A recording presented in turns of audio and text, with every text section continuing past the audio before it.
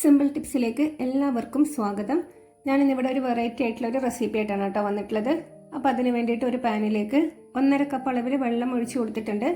ഇതിലേക്ക് പാകത്തിനുള്ള ഉപ്പ് ചേർത്ത് കൊടുക്കാം. ഇനി 1 ടേബിൾ സ്പൂൺ അളവിൽ നെയ്യ് ചേർത്ത് കൊടുത്തിട്ടുണ്ട്. എന്നിട്ട് നന്നായിട്ടൊന്ന് മിക്സ് ചെയ്ത് കൊടുത്തു. ഇനി ഇത് നല്ലതായിട്ടൊന്ന് തിളക്കുന്നത് വരെ ഒന്ന് വെയിറ്റ് ചെയ്യാം കേട്ടോ. നല്ല രീതിയിൽ തിളച്ച് കഴിഞ്ഞാൽ ഇതിലേക്ക് 1 കപ്പ് അളവിൽ നൈസ് പത്തിരിപ്പൊടിയാണ് എടുത്തേക്കുന്നത്. അതുകൂടെ ചേർത്തിട്ട് നല്ല രീതിയിലൊന്ന് മിക്സ് ചെയ്ത് കൊടുക്കുക. ലോ ഫ്ലെയിമിൽ ഇട്ടിട്ട് നന്നായിട്ട് ഇതൊന്ന് മിക്സ് ചെയ്ത് കൊടുക്കണം. ഈ പൊടി എല്ലാ ഭാഗവും നന്നായിട്ട് നനയുന്ന രീതിയിൽ വേണം നമ്മൾ ഈ പൊടി മിക്സ് ചെയ്ത് കൊടുക്കാനായിട്ട്. ലോ ഫ്ലെയിമിൽ നല്ല രീതിയിൽ ഇതേപോലെ ഒന്ന് മിക്സ് ചെയ്ത് കൊടുത്തതിന് ശേഷം ഈ ഒരു സമയമാകുമ്പോൾ നമുക്ക് ഫ്ലെയിം അങ്ങ് ഓഫ് ചെയ്യാം. ഫ്ലെയിം ഓഫ് ചെയ്തതിന് ശേഷം 1 മിനിറ്റ് നേരത്തേക്ക് നന്നായിട്ടൊന്ന് ആ ചട്ടിയിൽ വെച്ച് തന്നെ മിക്സ് ചെയ്ത് കൊടുത്തതിന് ശേഷം നമുക്ക് മറ്റൊരു ബൗളിലേക്ക് മാറ്റി കൊടുക്കാം.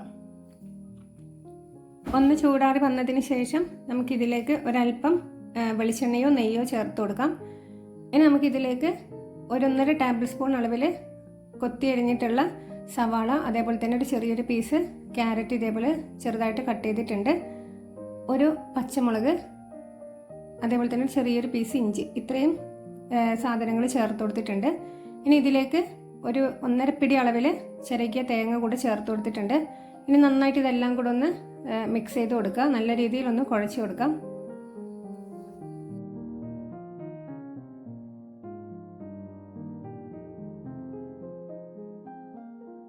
ഇത് കുഴക്കുന്ന സമയത്ത് ഉപ്പ് ചെക്ക് ചെയ്യാം. ഉപ്പ് ആവശ്യമുണ്ടെങ്കിൽ നമുക്ക് ഉപ്പൊടി ചേർത്ത് കൊടുക്കാം.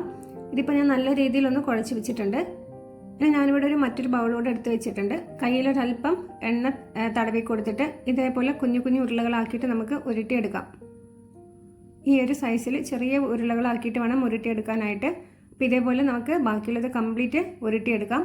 അപ്പോൾ നമ്മുടെ ചാനൽ ഇതുവരെ സബ്സ്ക്രൈബ് ചെയ്യാതെ വീഡിയോ കാണുന്ന കൂട്ടുകാരുണ്ടെങ്കിൽ പ്ലീസ് എൻ്റെ ചാനലൊന്ന് സബ്സ്ക്രൈബ് ചെയ്ത് സപ്പോർട്ട് ചെയ്യുമോ. വീഡിയോ ഇഷ്ടപ്പെട്ടാൽ നിങ്ങളുടെ ഫാമിലിയിലും ഫ്രണ്ട്സിനൊക്കെ ഒന്ന് ഷെയർ ചെയ്ത് കൊടുക്കാനായിട്ട് മറക്കരുത് കേട്ടോ. അപ്പോൾ ഞാനിത് ഇതേപോലെ മുഴുവൻ ഉരുളകളും ഇതേപോലെ ഉരുട്ടിയെടുത്തിട്ടുണ്ട്. കുഞ്ഞു കുഞ്ഞു ഉരുളകളാക്കിയിട്ട് ഇതേപോലെ ഉരുട്ടിയെടുക്കാം. ഇനി നമുക്കിതൊന്ന് സ്റ്റീം ചെയ്തെടുക്കണം. അപ്പോൾ അതിന് വേണ്ടിയിട്ട് ഞാനിവിടെ ഒരു പാനിലേക്ക് വെള്ളം വെച്ചിട്ട് ആ സ്റ്റീമറിൻ്റെ പാത്രമൊക്കെ എടുത്ത് വെച്ചിട്ടുണ്ടായിരുന്നു. അതിലേക്ക് ഞാനൊരു വാഴയില വെച്ച് കൊടുത്തു കേട്ടോ. അപ്പോൾ നിങ്ങൾക്ക് വാഴയില കിട്ടുമെങ്കിൽ വാഴയിലയിൽ തന്നെ നമുക്ക് സ്റ്റീം ചെയ്തെടുക്കുമ്പോൾ കുറച്ചുകൂടെ ടേസ്റ്റ് ആയിരിക്കും. ഈ ഒരു ബോൾസ് കംപ്ലീറ്റ് ഞാൻ ഈ സ്റ്റീമറിൻ്റെ മുകളിൽ ഇട്ട് കൊടുത്തിട്ടുണ്ട്. ഇനി നമുക്കിതൊരു 5-6 മിനിറ്റ് അത്രയും സമയം മാത്രം കുക്ക് ചെയ്ത് എടുത്താൽ മതി. കാരണം ഓൾറെഡി ഈ പൊടിയെല്ലാം കുക്കായിട്ട് കിട്ടിയിട്ടുള്ളതാണ്. ഒന്നത് സെറ്റായി കിട്ടിയാൽ മാത്രം മതി. ഒരു 5-6 മിനിറ്റ് നേരത്തേക്ക് നമുക്ക് ഫുൾ ഫ്ലെയിമിൽ തന്നെ ഇട്ടിട്ട് ഒന്ന് സ്റ്റീം ചെയ്തെടുക്കാം. എന്നിട്ടത് അങ്ങോട്ട് മാറ്റാം കേട്ടോ. അപ്പോൾ ആ ഒരു സമയത്ത് ഞാനിവിടെ ഒരു പാൻ എടുത്ത് വെച്ചിട്ടുണ്ട്. ഇതിലേക്ക് ഒരല്പം വെളിച്ചെണ്ണയോ അല്ലെങ്കിൽ നെയ്യോ നമുക്ക് ചേർത്ത് കൊടുക്കാം. ഞാനിവിടെ 1 ടേബിൾ സ്പൂൺ അളവിൽ വെളിച്ചെണ്ണയാണ് ചേർത്ത് കൊടുത്തിട്ടുള്ളത്. നെയ്യാണെങ്കിൽ ഇത്തിരി കൂടെ ടേസ്റ്റ് ആയിരിക്കും. അപ്പോൾ ഞാനിവിടെ വെളിച്ചെണ്ണ ചേർത്തിട്ട് നന്നായിട്ട് അത് ചൂടാകുന്നവരെ ഒന്ന് വെയിറ്റ് ചെയ്യാം കേട്ടോ. ചൂടായി വന്നതിന് ശേഷം നമുക്കിതിലേക്ക് ഒരു തക്കാളി, അത്യാവശ്യം നല്ല വലിപ്പമുള്ള ഒരു തക്കാളി ഇതേപോലെ 2ആയിട്ട് കട്ട് ചെയ്തിട്ട് അത് ഞാൻ ഇതിലേക്ക് വെച്ച് കൊടുത്തു. അതേപോലെ തന്നെ 2 മുളക്, വറ്റൽ മുളക് വെച്ച് കൊടുത്തിട്ടുണ്ട്.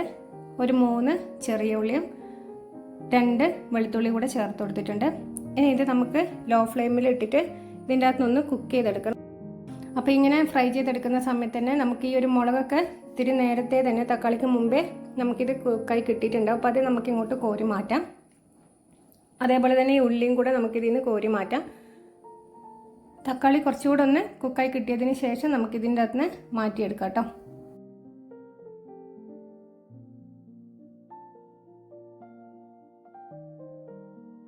ഉള്ളിയും മുളകും മാറ്റിയതിന് ശേഷം ഞാൻ അടച്ച് വെച്ചിട്ട് തിരിച്ചും മറിച്ചൊക്കെ ഇട്ടിട്ട് ഒരു 2-2.5 മിനിറ്റോളം ഞാൻ കുക്ക് ചെയ്തെടുത്തിട്ടുണ്ട് കേട്ടോ.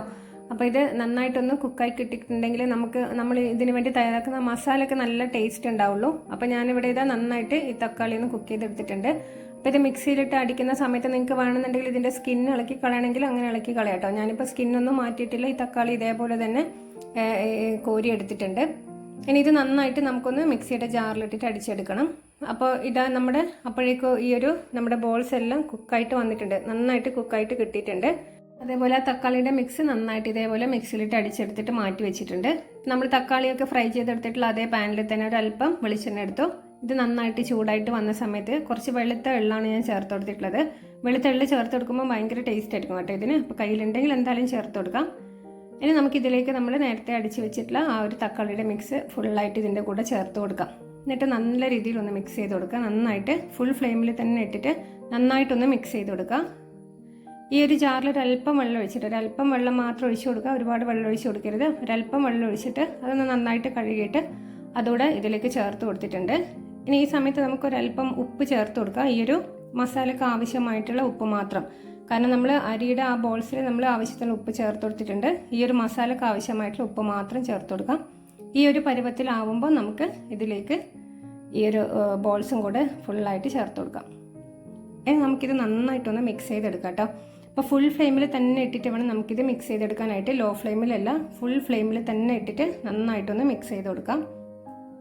ഫുൾ ഫ്ലെയിമിൽ ഇട്ടിട്ട് മിക്സ് ചെയ്യുമ്പോഴാണ് നല്ല ടേസ്റ്റ് ഉണ്ടാവുക. അതാണ് ഫുൾ ഫ്ലെയിമിൽ തന്നെ ഇട്ടിട്ട് വേണം ഇത് മിക്സ് ചെയ്ത് കൊടുക്കുക എന്ന് പറയുന്നത്.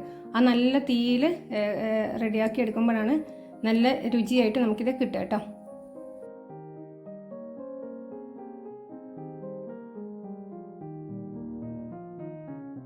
അപ്പോൾ ഇത് പിള്ളേർക്ക് സ്കൂളിൽ കൊണ്ടുപോകാനാണെങ്കിലും രാവിലെ ബ്രേക്ക്ഫാസ്റ്റ് ആയിട്ട് കഴിക്കാനാണെങ്കിലൊക്കെ പിള്ളേർ നല്ല ഇഷ്ടത്തോടെ നല്ല ടേസ്റ്റോടെ കഴിക്കുന്ന ഒരു അടിപൊളി റെസിപ്പി തന്നെയാണ് കേട്ടോ ഇത്. അപ്പോൾ ഇതിലേക്ക് നന്നായിട്ട് മിക്സ് ചെയ്ത് കൊടുത്തതിന് ശേഷം നമുക്ക് ഒരു സ്റ്റെം കറിവേപ്പിലയും കുറച്ച് വെളുത്തുള്ള ഒരു ഭംഗിക്ക് വേണ്ടിയിട്ട് അതോടെ ഞാൻ ചേർത്ത് കൊടുത്തിട്ടുണ്ട്. പിന്നെ ഇതിൻ്റെ പുറത്തൂടെ കുറച്ച് ക്യാരറ്റ് ഒന്ന് ഗ്രേറ്റ് ചെയ്ത് ചേർത്ത് കൊടുത്തിട്ടുണ്ട് കേട്ടോ. പിന്നെ ഇതിലേക്ക് മല്ലിയില നിങ്ങളുടെ കയ്യിലുണ്ടെങ്കിൽ എന്തായാലും ചേർത്ത് കൊടുക്കുക. എൻ്റെ കയ്യിൽ മല്ലിയില തീർന്നു പോയതുകൊണ്ടാണ് ഞാൻ ചേർത്ത് കൊടുക്കാതിരുന്നിട്ടുള്ളത്. അപ്പോൾ മല്ലിയില ഉണ്ടെങ്കിൽ അതും കൂടെ ചേർത്ത് കൊടുക്കുക. ഇതിപ്പോൾ ഞാനൊരു ഭംഗിക്ക് വേണ്ടിയിട്ട് ഒരു പുതിനയിലയുടെ തണ്ട് ഇതേപോലെ ഒടിച്ച് വെച്ച് കൊടുത്തിട്ടുള്ളതാണ് കേട്ടോ ഇത്. അപ്പം നല്ല ടേസ്റ്റാണ്. എല്ലാവരും ഒന്ന് ട്രൈ ചെയ്ത് നോക്കുക. ട്രൈ ചെയ്ത് നോക്കിയിട്ട് ഫീഡ്ബാക്ക് അറിയിക്കുക. അപ്പോൾ ഇന്നത്തെ റെസിപ്പി ഇത്രയേ ഉള്ളൂ. എല്ലാവർക്കും ഇഷ്ടപ്പെട്ടു വിചാരിക്കുന്നു. ഇഷ്ടപ്പെട്ട വീഡിയോ ലൈക്ക് ചെയ്യാനും ചാനൽ ഇതുവരെ സബ്സ്ക്രൈബ് ചെയ്തിട്ടില്ലെങ്കിൽ ചാനൽ സബ്സ്ക്രൈബ് ചെയ്യാനും മറക്കരുത്. അപ്പോൾ മറ്റൊരു പുതിയൊരു റെസിപ്പിയുമായി അടുത്ത ദിവസം കാണാം. ബൈ.